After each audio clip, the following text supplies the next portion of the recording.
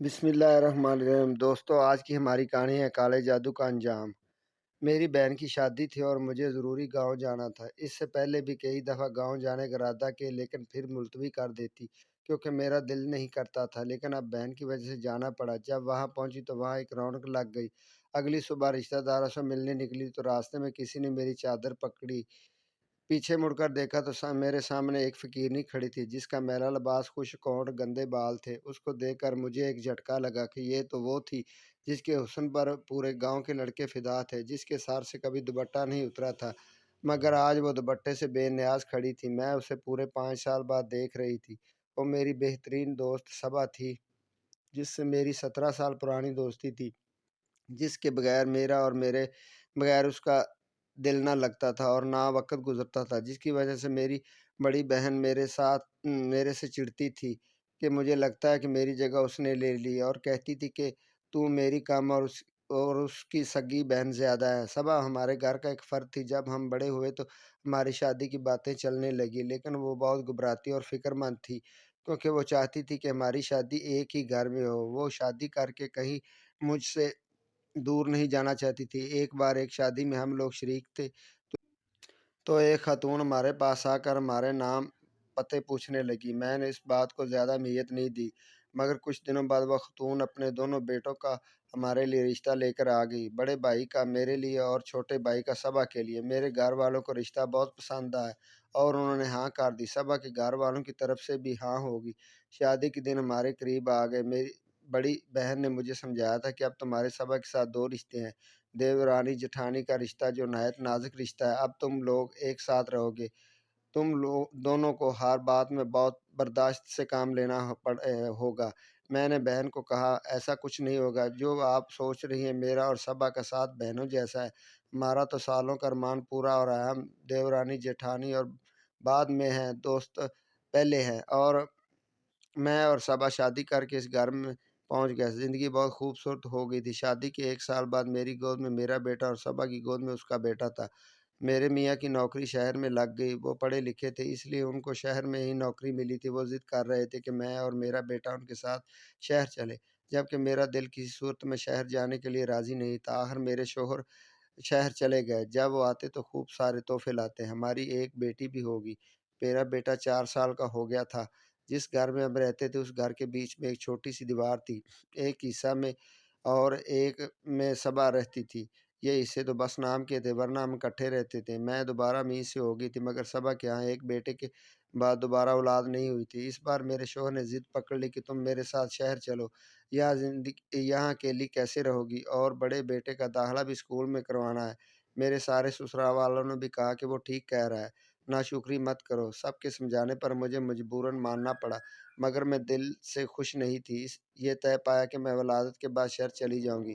جس دن یہ فیصلہ ہوا اس دن صبا میرے پاس آئی اور اداسی سے بولی کہ تم چلی جاؤ گی تو میرا دل کیسے لگے گا۔ میں نے اس کا ہاتھ پکڑ کے اس کو سمجھاتے ہوئے کہا کہ انہوں نے وعدہ کیا ہے کہ وہ ہر مہینے مجھے تم سے ملوانے آتے رہیں گے۔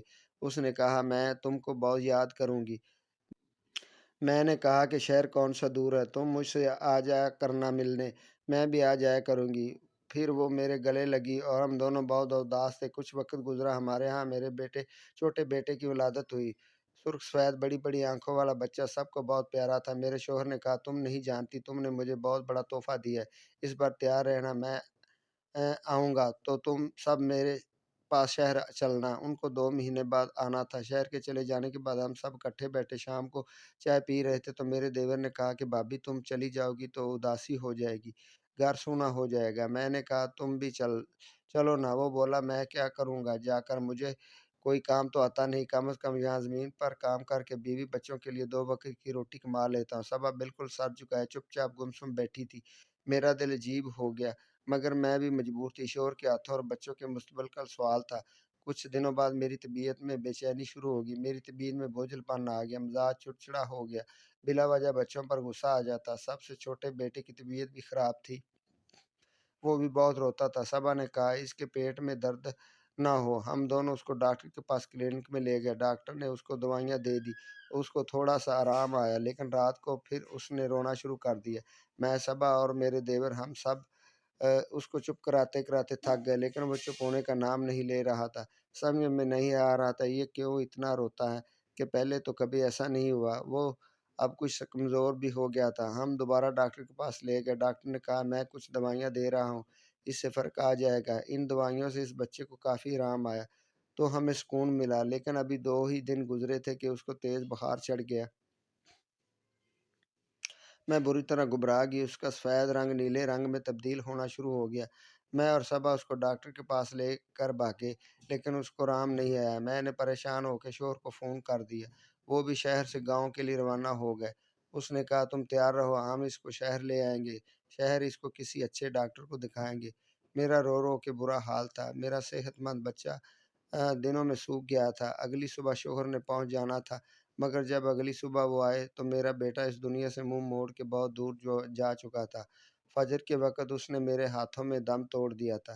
میں سکتے کی حالت میں بیٹھی تھی، میرے شوہر کا غم سے الگ برا حال تھا۔ میرے اوپر قیامت گزر گئی تھی۔ اس کی موت کے 15-20 دن تک میں غم سے نڈال بستر پر پڑی رہی۔ مجھے شوہر بچوں کا کوئی ہوش نہیں تھا، سب کچھ صبا نے سنبھالا ہوا تھا۔ ابھی بیٹے کا صدمہ کم نہیں ہوا تھا کہ میری امی بھی اس دنیا سے چلی گئی۔ میں بالکل ٹوٹ کے رہ گئی۔ میرے شوہر کو دفتر سے فون آ گیا، ان کا شہر جانا ضروری تھا، وہ واپس چلے گئے، جبکہ میری حالت بستر سے اٹھنے والی نہیں تھی۔ ابھی میں دونوں غم سے نڈال پڑی ہوئی تھی کہ میری بیٹی مہین کو تیز بخار چڑھ گیا۔ اس کا بخار بڑھتا جا رہا تھا۔ میں بدحواس ہو کر رہ گئی۔ میں اپنے ایک بیٹے کو کھو چکی تھی، اب مجھ میں مزید غم اٹھانے کی سخت نہیں تھی۔ صبا میرے پاس بیٹھی مجھے حوصلہ دے رہی تھی، کہہ رہی تھی میں سب دیکھ رہی ہوں، تم پریشان نہ ہو، یہ بالکل ٹھیک ہو جائے گی۔ میں نے کہا میں تمہارے بہت احسان مند ہوں، جس طرح تم میرا اور میرے بچوں کا خیال رکھ رہی ہو۔ میں اتنی کمزور ہو چکی تھی، مجھ سے بولا بھی نہیں جا رہا تھا، مگر صبا میرے اور میرے بچوں کی دیکھ بھال کر رہی تھی۔ دن رات وہ ہمارے لیے بھاگ بھاگ کر کام کرتی تھی، رات وہ ہمارے پاس رہتی تھی، مجھے زبردستی کھانا کھلا کر دوائی دے کر میرے بچوں کو سلا کر ہی جاتی تھی۔ ایک دن آدھی رات کو پیاس کی شدت سے میری آنکھ کھلی، مگر میری اتنی ہمت نہیں تھی کہ میں بستر سے اٹھ سکوں۔ میرے کمرے کا دروازہ کھلا ہوا تھا، میری نظر کمرے سے باہر گئی، جہاں مجھے کسی کا سایہ نظر آیا۔ میرے کمرے سے باہر سین نظر آتا تھا، وہ سایہ جھکا ہوا میرے سین کی مٹی کھود رہا تھا۔ میں غنودگی کمزوری میں سب دیکھ رہی تھی، اور یہ سب دیکھتے دیکھتے میں دوبارہ سو گئی۔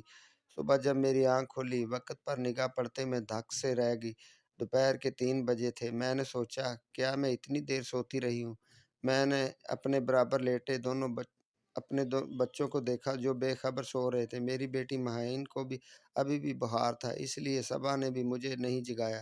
میں اٹھنے کی کوشش کرنے لگی کہ اچانک قریب سے کسی کے رونے کی آواز پر میں گھبرا گئی۔ میں نے سوچا یہ تو صبا کی آواز ہے۔ میں دیوار کا سہارا لیتے آہستہ قدموں سے اس طرف آئی۔ صبا اپنے بیٹے کو گود میں لیے ہوئے برے طریقے سے بس روئے چلی جا رہی تھی۔ اس کے بیٹے کے ہاتھ پیر بالکل مڑے ہوئے تھے اور اس کی سانس بہت تیز تھی۔ میں اس کی حالت دیکھ کر ڈر گئی۔ میں نے کہا کیا ہو گیا ہے صبا؟ میرے دیور نے غمگین آواز میں کہا پتہ نہیں بھابی کیا ہو گیا۔ صبح اٹھتے ہی یہ آپ کے کمرے میں آیا کہ بچوں کے ساتھ کھیل سکے، مگر آپ سو رہے تھے۔ یہ باہر جا کر بچوں کے ساتھ کھیلنے لگا، کھیلتے کھیلتے اچانک بے ہوش ہو گیا۔ ڈاکٹر کو ابھی دکھا کے لائے تھے، اچانک یہ حالت ہو گئی۔ صبا کی حالت بہت ابتر تھی، کیونکہ وہ اس کا اکلوتا بیٹا تھا اور اس کی اپنے بیٹے میں جان بسی ہوئی تھی۔ میں نے کہا تم لوگ پریشان نہ ہو، میں ان سے بات کرتی ہوں۔ میں نے اپنے شوہر کا نام لیا، تم دونوں اس کو لے کر شہر نکلو، کسی اچھے ڈاکٹر کو دکھاؤ۔ اندر سے میں بھی پریشان ہو گئی تھی۔ میں نہیں چاہتی تھی کہ صبا کسی ایسے کرب سے گزرے جس سے میں گزری تھی۔ اگلی صبح بس کی ٹکٹ ہو گئی تھی۔ میں اپنے خراب طبیعت کے ساتھ، دکھتے بدن اور چکر آتے سر کے ساتھ اپنے بچوں اور صبا کو سنبھال رہی تھی، مگر اگلی صبح جانے کی نوبت ہی نہ آئی۔ رات اس کے بیٹے نے دم توڑ دیا۔ میں وحشت بھری نظروں سے صبا کو بین کرتے دیکھ رہی تھی اور خوفزدہ بیٹھی تھی۔ کیا ہمارے بچوں کو کسی کی نظر لگ گئی ہے؟ جب اس کے بیٹے کا جنازہ اٹھا تو صبا غش کھا کر گر گئی۔ میرے شوہر بھی آ چکے تھے۔ ہمارے گھر کا ہر شخص ٹوٹ سا گیا تھا۔ اب مجھے اپنے دونوں بچوں کی فکر اور تھی۔ مجھ میں اب کسی غم اٹھانے کی برداشت نہیں تھی۔ میرے شوہر اور دیور شاہ صاحب کو لے کر ہمارے گھر آ گئے۔ میں نے جلدی سے دوپٹہ لے کر نقاب کر لیا۔ وہ تعزیت کے لیے آئے تھے۔ شاہ صاحب ہمارے گھر کی مسجد کے بڑے تھے اور ساتھ ہی ان کا اجرا تھا۔ جمعہ رات کو مسجد میں بیان کرتے تھے۔ نورانی چہرے والے بہت پرہیزگار اور نیک بزرگ تھے۔ ان کے الفاظ آواز میں ایسا جادو تھا کہ سامنے والا ان کا گرویدہ ہو جاتا۔ اب بھی وہ تعزیت کے لیے آئے تھے تو اپنے محسوس انداز میں نرم لہجے میں بات کر رہے تھے کہ اچانک بات کرتے کرتے رک گئے۔ پھر وہ جیسے ہوا میں کچھ سونگھنے لگے اور ادھر ادھر دیکھتے ہوئے بولے، بریانی کی خوشبو آ رہی ہے۔ پھر وہ میرے حصے کی طرف جانے لگے۔ وہاں پہنچ کر وہ میرے کمرے کے باہر سین میں بنے کچے فرش کے پاس ٹھہر گئے۔ پھر اس جگہ رک کر غور سے اس مٹی کو دیکھنے لگے۔ میں ان سے دور کھڑی سب دیکھ رہی تھی۔ انہوں نے میرے شوہر سے کہا، یہاں سے مٹی ہٹاؤ۔ میرے شوہر مٹی ہٹانے لگے۔ اچانک زمین کے اندر سے جو چیزیں نکلی انہیں دیکھ کر میں چکرا گئی۔ مٹی کا ایک پتلا تھا۔ اس پتلے کے ساتھ ایک پرچی تھی جس پر کچھ لکیریں بنی ہوئی تھیں اور اس پرچی پر مہین کا نام لکھ کر اس پر کراس کا نشان تھا۔ ہم سب بے یقینی کی کیفیت میں تھے۔ اچانک میرے ذہن میں ایک دھماکہ ہوا۔ جس رات مجھے بخار تھا میں نے اپنے سین میں سایہ دیکھا تھا جو میرے کمرے کے باہر مٹی کھود رہا تھا۔ میرے شوہر اور دیور نے دونوں ہاتھوں سے اپنا سر پکڑ لیا اور کہا، یہ کس کا کام ہے؟ شاہ صاحب نے میرے دیور سے کہا، آپ کی بیگم کی طبیعت کیسی ہے؟ وہ پریشانی سے بولا، شاہ صاحب بہت زیادہ برا حال ہے۔ شاہ صاحب نے کہا، کیا میں ان سے مل سکتا ہوں؟ اس نے کہا، جی جی آ جائیں، دم بھی کر دیجیے گا، دعا بھی کر دیجیے گا۔ صبا بستر پر لیٹی ہوئی تھی۔ شاہ صاحب کی آمد کا سن کر بڑی مشکل سے اٹھ بیٹھی، پھر آہستہ سے ان کو سلام کیا۔ شاہ صاحب نے اس کے قریب پہنچ کر زور سے ایک تھپڑ اس کی گردن پر مارا اور ان کا چہرے کا رنگ غصے سے لال ہو گیا۔ وہ غصے میں بولے، جو تم نے کیا ہے اسی کا پھل تمہیں ملا ہے۔ دنیا مکافات عمل ہے۔ تم نے دوسروں کی گود اجاڑنی چاہیے مگر تمہاری اپنی گود اجڑ گئی، اپنی دنیا بھی برباد کی اور آخرت بھی۔ پھر شاہ صاحب صبا کو جھکا کر اس کی گردن پر بیٹھ گئے اور اسے خوب مارا۔ صبا اونچا اونچا رونا شروع ہو گئی۔ اسے ایک دورہ پڑ گیا۔ وہ چلاتے ہوئے بولی، میں کیا کرتی، میرے ساتھ ہی کیوں ایسا ہوا؟ ہم ایک ساتھ پلے بڑھے، ایک ساتھ میٹرک کیا، لیکن قسمت نے دھوکہ دیا۔ شادی بھی ایک دن وہ ایک ہی گھر میں ہوئی مگر اس کا شوہر میرے شوہر سے خوبصورت اور قابل تھا، حالانکہ میں اس کے مقابلے میں کئی گنا حسین تھی۔ اس کے شوہر کی شہر میں نوکری لگ گئی جبکہ میرا شوہر ان پڑھ تھا۔ اس کا شوہر اسے چیزیں لا کر دیتا جبکہ میرے شوہر کے ایسے حالات نہیں تھے۔ پھر میرے ہاں ایک بیٹے کے بعد کوئی بچہ نہیں ہوا جبکہ یہ 3 بچوں کی ماں بن گئی۔ اب جب کہ بچے بڑے ہو رہے تھے تو اس کے شوہر کو اپنے بچوں کے مستقبل کی فکر ستا رہی تھی۔ وہ ان کو تعلیم یافتہ بنانا چاہتا تھا اور اس کو شہر لے جا کر عیش و عشرت رکھتا اور میں یہیں رہ جاتی۔ یہ وہاں جا کر اچھی زندگی جیتی، شان و شوکت سے رہتی اور میں یہاں معمولی زندگی بسر کرتی۔ یہ باتیں مجھ سے برداشت نہیں ہو سکی۔ میں روز اخبار پڑھا کرتی تھی۔ اخبار میں ایک اشتہار آیا جو کالے علم کا ماہر تھا۔ میں نے اس سے خط کے ذریعے رابطہ کیا۔ پہلے میں نے اس کے بڑے بیٹے کو راستے سے ہٹایا، پھر میں نے اس پر عمل کروا کے اب مجھے اس کی بیٹی کو اٹھانا تھا۔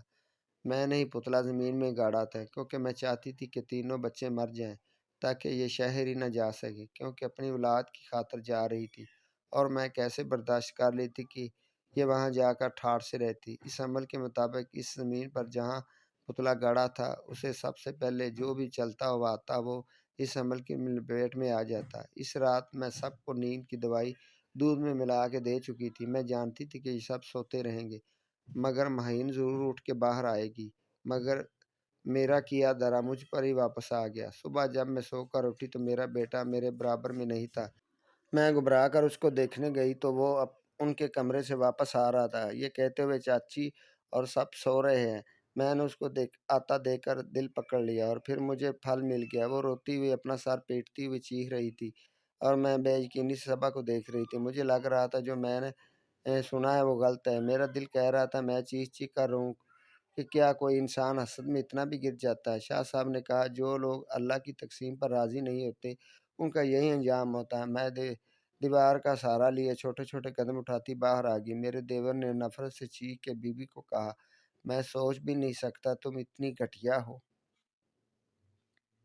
میں اپنے کمرے میں آ کر پیکنگ کرنے لگی، مگر میرا دل رو رہا تھا۔ صبا میرے پاس ہی روتی ہوئی بولی، مجھے معاف کر دو۔